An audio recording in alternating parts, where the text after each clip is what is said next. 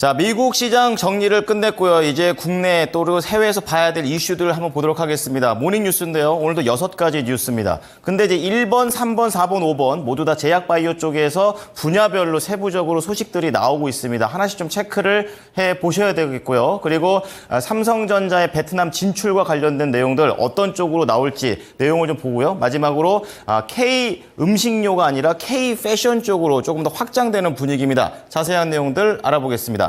김은별 캐스터 전해주시죠. 네, 어제 장마감 이후부터 개장 전까지 중요한 소식들 6가지로 함께 정리해드리겠습니다. 오늘도 6가지 헤드라인 함께 만나보시죠. 네, 첫 번째 소식입니다. 치매 치료제와 관련돼서 일라이릴리의 도나네밥이 미국 FDA의 승인을 받았다는 소식입니다. 과연 이 레캠비어의 경쟁 구도 어떻게 이뤄지게 될지 살펴보실 수 있겠습니다. 네, 두 번째 소식입니다. 이재용 삼성전자 회장이 베트남 총리를 만났는데요. 베트남의 발전은 삼성의 발전이다라면서 투자와 관련된 부분을 시사하기도 했습니다. 세 번째 소식입니다. HLB그룹이 인공지능 신약 개발 기업에 50억 원을 투자한다고 하는데요. 아론티어라는 기업인데 자세한 소식들 잠시 후에 전해드리겠습니다. 네 번째 소식입니다. ABL바이오가 제3자 배정 유상증자를 진행하게 됐는데 ADC 개발을 서두르게 되면서 다시 한번 투자에 속도를 내는 것으로 풀이되고 있습니다. 다섯 번째 소식입니다. 광동제약이 체외 진단기기 전문 기업의 지분을 인수하는데요. 개인 맞춤형 헬스케어 사업에 진출하는 부분 기대되고 있습니다. 네, 마지막 소식입니다. 3조 원 규모의 유니콘으로 인정받은 에이블리가 K패션 글로벌 진출에 천병을 한다면서 대규모 투자 유치를 눈앞에 두고 있다는 소식까지 일단 관련 종목들까지 잠시 뒤에 체크해 보도록 하겠습니다. 네, 그러면 첫 번째 소식부터 함께 살펴보시죠. 일단 이번에 일라이릴리의 이 알츠하이머 치료제라고 볼 수 있는 도나네밥이 미국 FDA의 승인을 받게 됐습니다. 지난 3월에 도나네밥에 대한 승인 여부 결정을 미루고 자문위를 통해서 안전성과 효능을 논의하기로 한 지 4개월 만에 정식적인 허가가 이뤄진 것인데요. 일단 지난달 독립적인 전문가 11명으로 구성된 FDA 자문위는 도나네밥에 대해서 효과적인 치료법이며 이익이 위험보다 크다며 만장일치로 승인을 권고한 바가 있었습니다. 그러면서 이 도나네밥이 FDA 승인을 얻게 됐고요. 시장에서는 지금 일본과 미국에서 함께 개발하게 된 레캠비어 경쟁이 예상되고 있습니다. 일단은 도나네밥의 자료들을 몇 가지 보시면 치매의 원인으로 알려진 뇌신경세포의 단백질 베타아밀로이드의 응집을 억제해서 인지 능력을 저하를 늦추게 되는데요. 일단 임상시험 결과를 봤을 때는 레캠비보다는 효과가 좋고요. 2주마다 투여를 해야 되는 레캠비와 달리 한 달에 한 번만 투여하면 된다는 장점이 있다는 평가가 나오고 있습니다. 간발 일라이릴리의 주가 자체는 하락하긴 했지만 관련 종목들 살펴드릴 수 있을 것 같고요. 치매 치료제와 관련된 종목들 메디프롬, 퓨처캠, 피플바이오, 아이큐어까지 함께 체크해 보시면 되겠습니다. 네, 두 번째 소식으로 함께 넘어가 보시죠. 이 방한 중인 판민진 베트남 총리가 이재용 삼성전자 회장을 비롯한 국내 주요 그룹 총수들과 잇따라 만나서 미래 사업과 투자를 포함한 경제 협력 방안을 논의했습니다. 지금 찐 총리는 이 서울 롯데호텔에서 이 회장과 만나서 다양한 분야의 협력 확대 방안에 의견을 나눴다고 하는데요. 이 자리에는 전영현 DS 부문장까지 주요 경영진들도 함께 배석한 것으로 알려지고 있습니다. 이 회장은 베트남의 성공이 삼성의 성공이고 베트남의 발전은 삼성의 발전이라면서 베트남과의 협력 관계를 높이 평가하기도 했었는데요. 이와 더불어 최대의 외국인 투자자이자 최대 수출 기업으로 항상 베트남과 동행하겠다면서 디스플레이 부문으로 투자할 예정인데 향후 3년 후에는 세계 최대의 디스플레이 생산 거점이 될 것이다라는 이야기를 함께 나누기도 했습니다.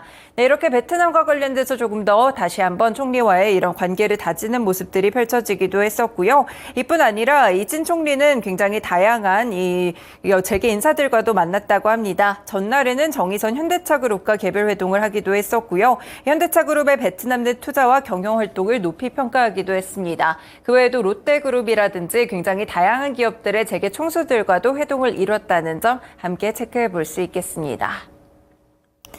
네, 세 번째 소식으로 함께 넘어가 보시죠. 오늘 제약바이오와 관련된 개별적인 모멘텀들이 함께 불거지고 있는데요. 먼저 HLB입니다. HLB그룹이 인공지능 신약개발 기업 아론티어에 50억 원 규모의 투자를 단행한다고 밝혔습니다. 아론티어는 인공지능 기반의 신약개발을 주력 사업으로 하고 있는 스타트업인데요. 2017년에 설립됐습니다. HLB 파나진이 40억 원 규모의 아론티어 신주 47만 4,664주를 인수해 이 회사의 지분 총 10%를 확보하게 되고요. 일단 회사 측에서는 이번 주식 취득의 목적을 지분 투자를 통한 인공지능 관련된 사업과의 공동 개발 추진이라고 함께 밝혔습니다. 그리고 HLB 인베스트먼트 역시나 10억 원을 투자해 아론티어 지분 2.5%를 인수하게 되는데요. 이번 투자로 인해서 진단과 치료 영역에서 인공지능 플랫폼을 적극적으로 활용할 수 있는 기반을 다지게 됐다는 평가를 회사 측에서 보였습니다. 네, 관련 종목들 체크해 볼 수 있겠고요. 일단은 언급된 종목들 HLB를 포함해서 HLB 파나진까지 오늘장 흐름 체크해 보시면 되겠습니다. 네, 다음 소식으로 넘어가 보겠습니다. 역시나 네 번째 소식도 개별적인 제약바이오 소식으로 보실 수가 있겠는데요. 이중항체 전문 기업인 ABL바이오가 제3자 배정 유상증자를 결정했습니다. 이중항체 ADC를 포함해 차세대 ADC 개발을 위해서 1,400억 원 규모의 제3자 유상증자 배정을 결정하게 된 것인데요. 제3자 배정의 대상자는 KDB 산업은행을 포함해서 에이티넘 인베스트먼트, 인터베스트, 하나금융그룹 등이 함께 포함이 됐습니다. 이번 유상증자로 확보한 자금을 차세대 ADC를 개발하는 데 투자할 예정이라고 하는데요. 일단 현재 글로벌에서 개발 중의 ADC는 대부분 HER2나 TROP2 등 일부 표적 항체만을 활용해서 개발 경쟁 상대에 굉장히 직면해 있다고 볼 수 있겠습니다. 반면에 이중항체 등 다중항체를 활용한 ADC 개발은 아직까지 초기 단계라고 볼 수 있겠는데요. ABL바이오가 주력하고 있는 이중항체 ADC는 두 개의 다른 특성을 지닌 항원을 표적하면서 암세포와 정확하게 결합할 뿐 아니라 암세포 내부로도 침투한다는 그런 안전성을 보여주고 있습니다. 치료 용량 범위도 높고 우수한 효능을 갖고 있다는 점에서 최근에 ADC 이중항체가 또 주목을 받고 있다는 점 확인해 볼 수가 있겠는데요. 일단 관련돼서 유상증자도 단행을 했다는 점 함께 체크를 해볼 수가 있겠습니다. 이 조속하게 또 ADC 개발에 투자하면서 시장 선점이 필수적으로 필요하다라는 회장의 멘트까지 있었는데요. 관련 종목 ABL바이오 체크해 보시면서 최근의 차트 흐름까지 연결해 보겠습니다. 네, 확실히 제약바이오 섹터 내에서도 몇 가지 좀 압축되는 종목들이 있는데요. 그 가운데 하나가 이중항체 ADC 항체 약물이라고 볼 수가 있겠습니다. 이에 따라서 지난 3월에도 높게 한번 치솟는 흐름의 차트가 있었고요. 그 이후에는 약간씩 하향 안정화되며 이 등락을 거듭하는 모습들이 있었는데요. 최근에는 다시 한번 턴어라운드 구간에 좀 진입하고 있는 모습 함께 확인되고 있습니다. 네, 다음 소식으로 넘어가 보겠습니다. 다섯 번째 소식인데요. 역시나 제약바이오와 관련된 소식입니다. 광동제약이 체외진단기기 전문기업 프리시전바이오 인수를 위해서 주식 매매 계약을 체결했다고 밝혔습니다. 프리시전바이오는 인체 동물용 검사기나 카트리지 등 제조를 판매하고 하고 있는 이 체외진단기기 기업이라고 볼 수 있겠는데요. 프리시전바이오의 최대 주주가 바로 아이센스입니다.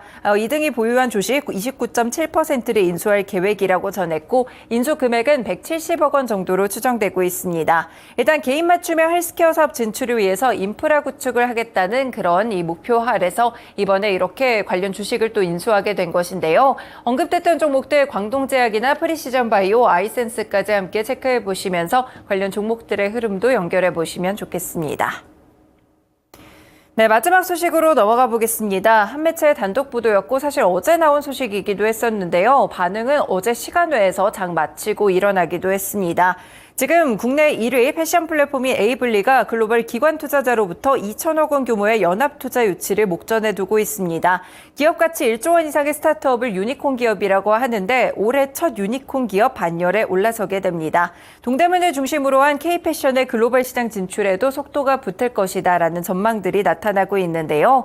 에이블리는 복수의 글로벌 투자 기관과 본계약 전 세부 조건의 내용을 담은 텀시트를 체결한 것으로 전해지고 있습니다. 당초 에이블리에 대한 투자 의향을 상장을 밝힌 것으로 전해지는 중국 알리바바 그룹 외에도 미국의 실리콘밸리나 영국, 싱가폴, 중동, 캐나다 같이 다수의 해외 기관들이 참여하기로 했다는 점에서 긍정적으로 보고 있는데요.